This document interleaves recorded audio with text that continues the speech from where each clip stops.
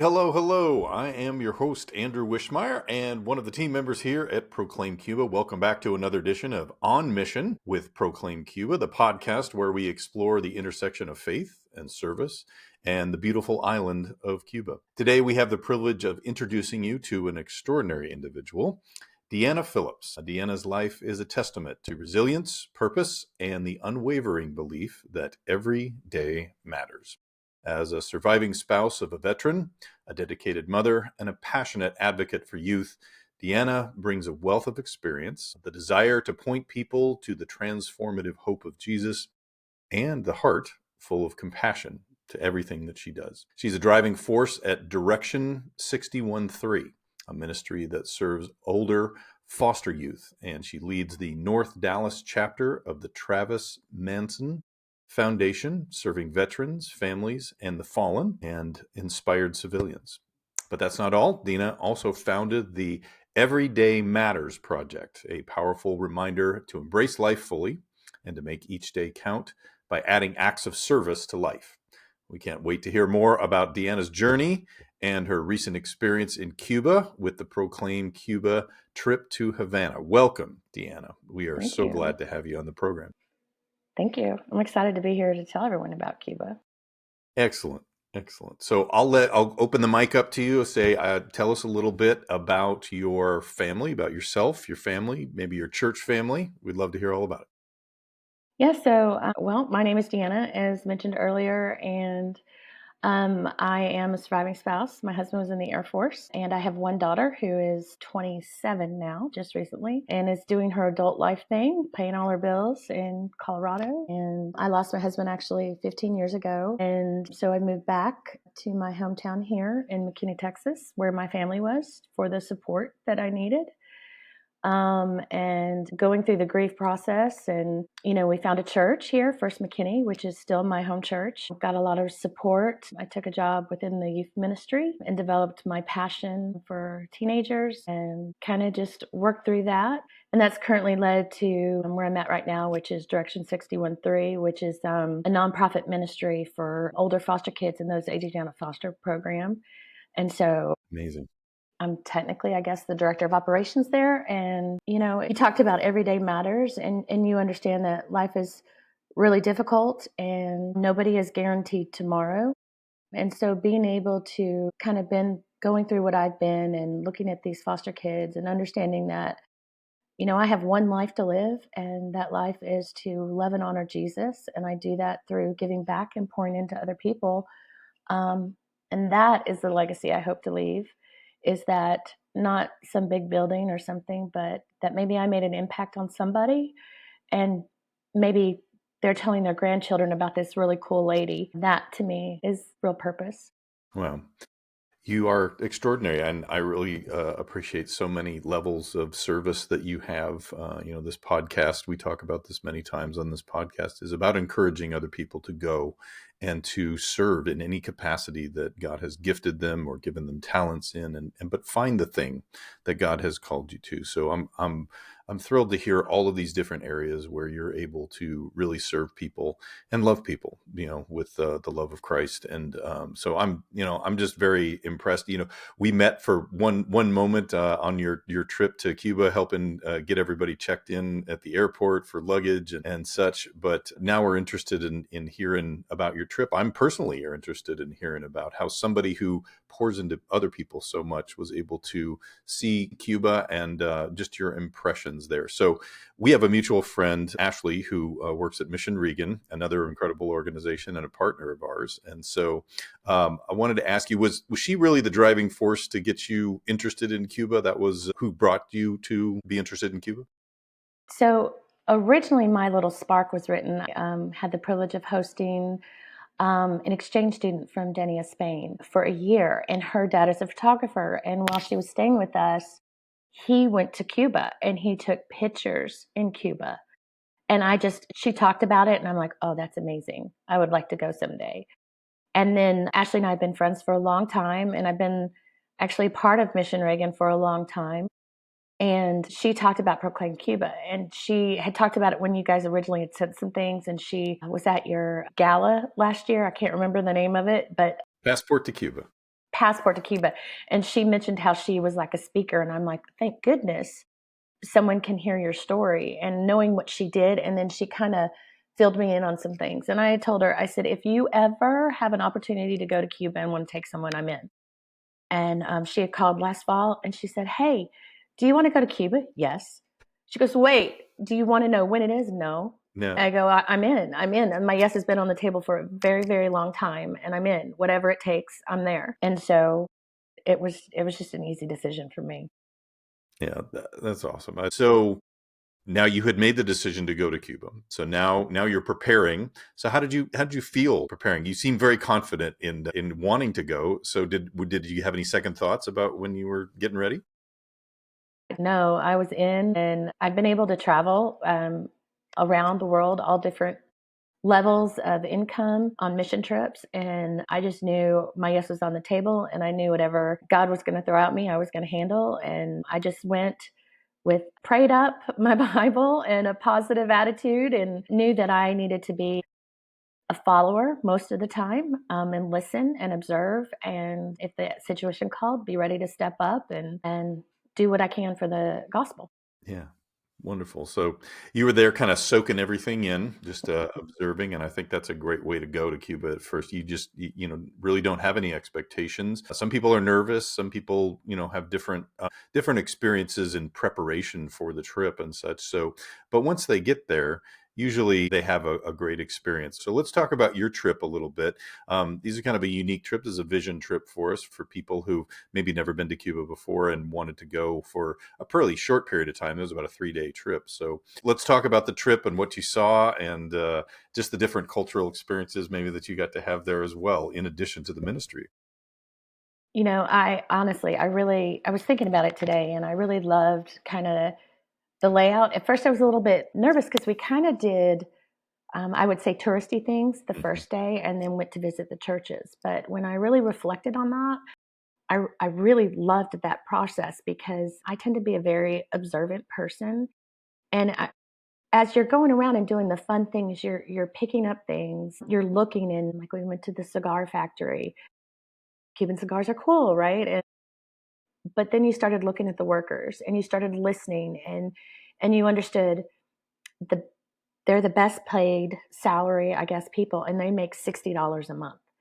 And then all of a sudden said, do you realize that doctors make 24 and teachers make $11 a month? And then, you look at the chairs they're sitting in, and they've created a comfortable environment, and but yet you could see the creativity and the attention to detail of the workers there. And then, we went and did the classic cars, and was the most joyful experience I've ever had. But at the same time, you're looking at it and you realize what care the Cuban people have taken care of these cars. And then you see some cars that are like part VW Bug and part Chevy, and you're like, oh my gosh, they're very creative. Yes. And you're driving around the city, and anyone who was with me, this is probably the weirdest thing anyone will ever notice. But even though things are really broken down, um, the creativity and the wrought iron just fascinated me because the patterns were so different, so amazing, so individual. Like if you go to New Orleans, it's all kind of a style, but there were so many styles.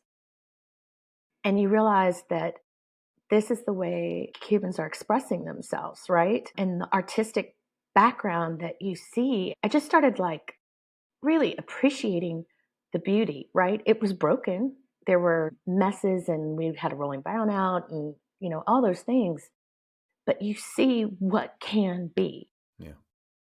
I'm so You glad you see what said can that, be. because that is a great observation. You are exactly right. The beauty of Cuba is it's a unique beauty. It's a long time, I would say, like marinating kind of a beauty, and it's very unique in the world. You can't find it anyplace else, because typically there's more development in other parts of the world, and some of these places have just been kind of frozen in time. And so and that is one of the unique and beautiful parts about it. But like you said, it's broken, but you see the incredible potential. You saw what it was like.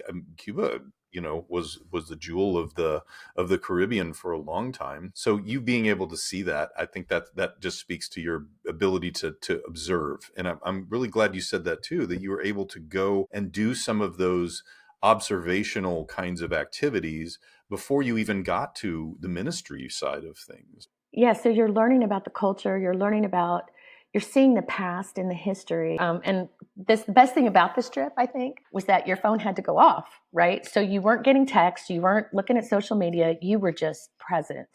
And so you could really see God and how God is moving. And I feel like Cuba's like, the start of a racetrack, horse racing, where they're behind the gate Yeah. and the horses are really antsy. I just feel like when when the when it's released, I think Cuba is going to be the beginning of a huge movement. Yeah, I like the way you put that, is that it really, because it will be a race, it will be a long race for them to, from an economic standpoint to come Yes, back, but right, I know the people have the resilience and the just the brilliance, honestly, to make that right. what it is. Yeah, yeah, I saw that. I mean, I completely saw that. And then, so the first day was great, and just learning a lot. And the second day, we got to go out and visit the ministries, and that just kind of, after really kind of fall in love with the DNA of the Cuban culture, I think yeah, is the yeah. best way to put it. That's a great way to put it. Yeah.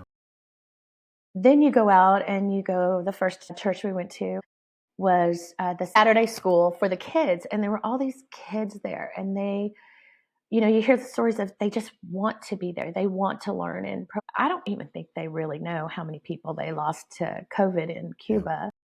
And it really the teachers are paid $11. I went to Starbucks today and spent $11, Easy. right? Yeah, easy. Yeah. And so Proclaim Cuba is coming in, and let's step in this gap and let's offer something. And because they're a brilliant society, you see it. You can't create the stuff that's around there. That you're a very smart society.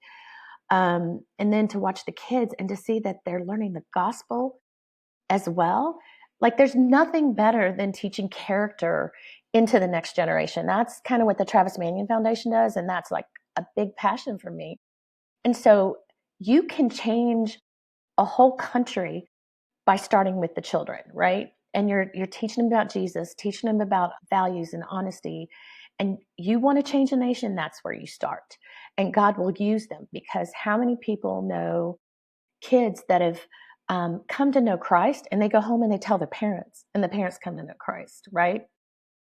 So that day, like just seeing the kids, I was like, oh, that just broke me. Yes. And then we went to the Church of Trash, Mhm. right? I mean, it blew my mind. No, it didn't. This is the God we serve, right? Because you think that God needs to be in this amazing building and amazing things to have these amazing movements. But here's this amazing woman who saw the tree that was full of trash, cleared out the trash, started having church there with our community. And then they decided to build walls. And they were telling me that they grabbed stuff like an egg carton and Mhm. cardboard, and they built this makeshift church. And God moved. God doesn't need a special building. God needs people to say yes. And it brought people to him, and to see that a church had come in and actually built more solid walls, and to see the process. And they had coconuts for us, which was super sweet. I know that sounds really, but you're sitting there drinking a coconut on a dirt floor, this building, and understanding that this is God's temple.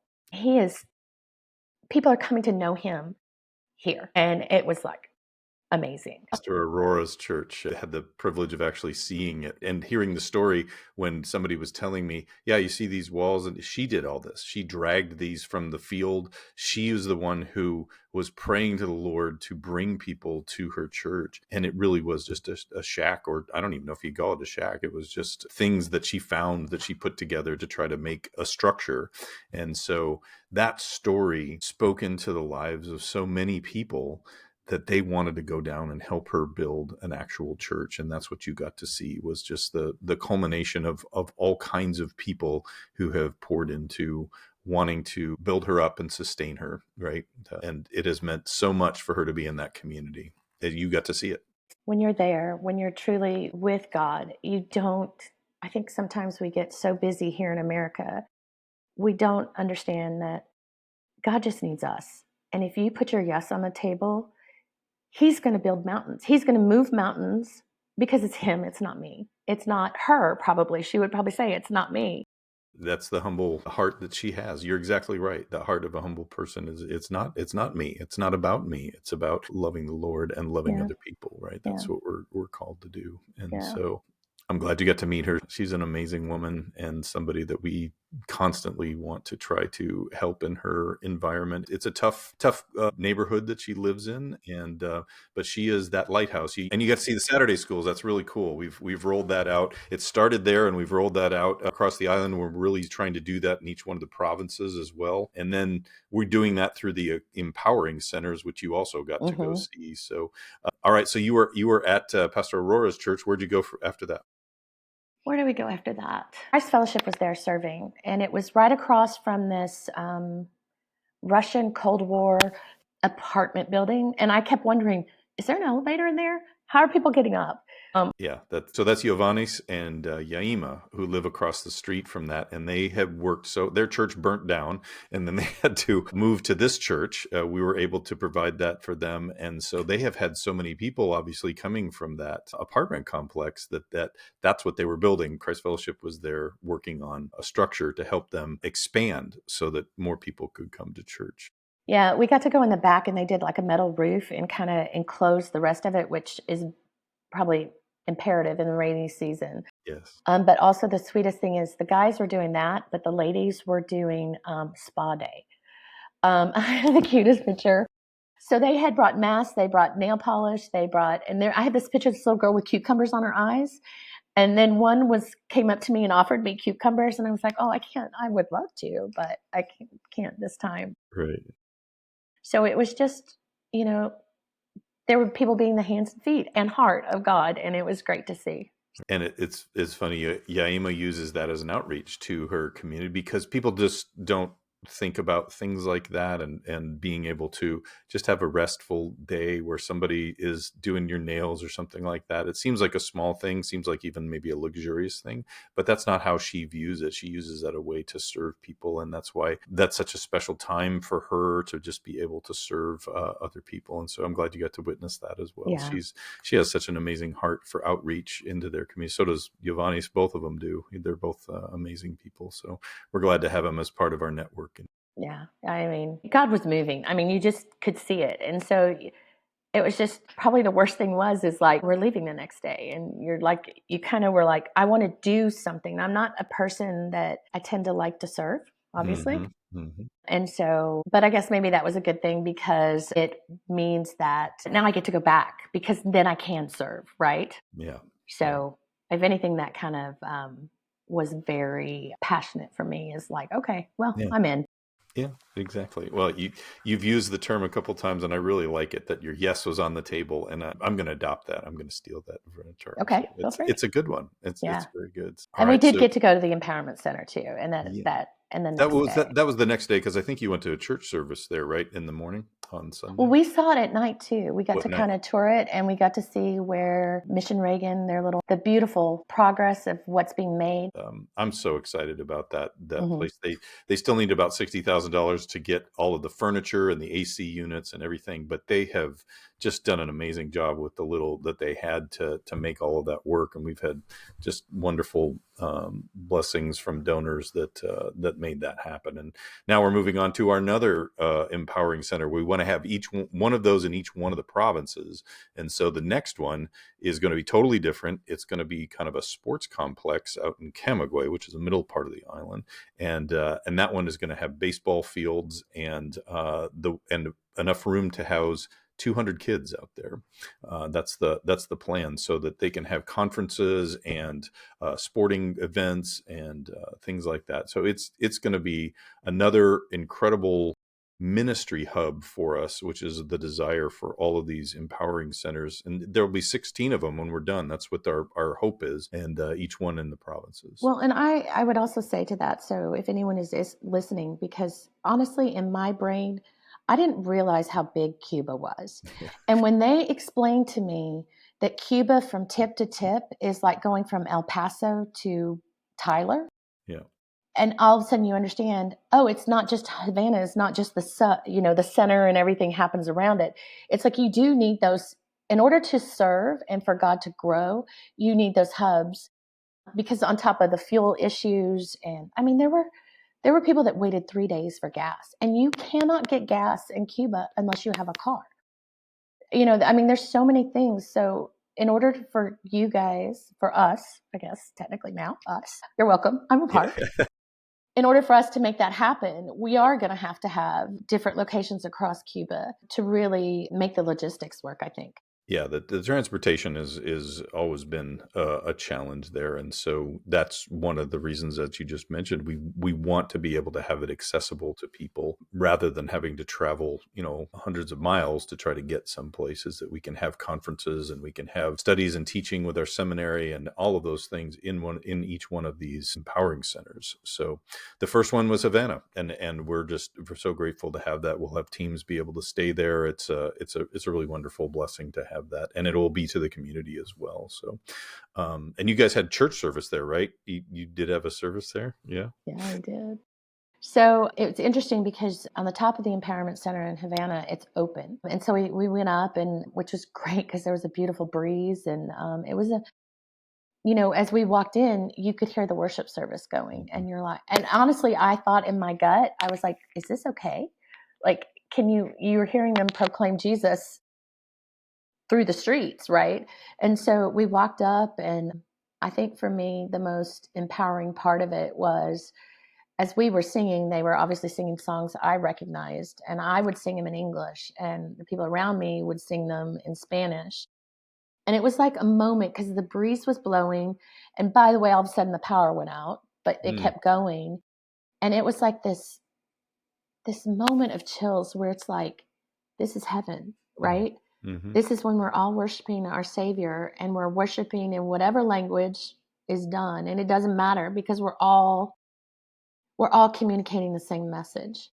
And it was really special, really a powerful moment for me. Yeah. Yeah. With my brothers and sisters in Christ that I don't even know their names or what they were Right. saying, but we're in.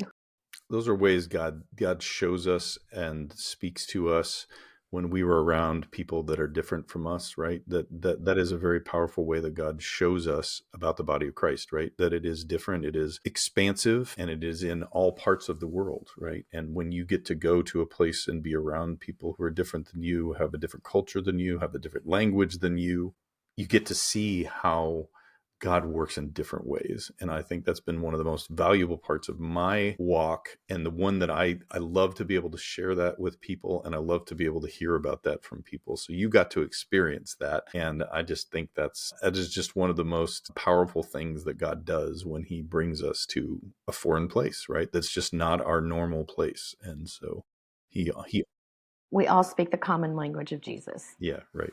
Exactly. Yeah. Yeah.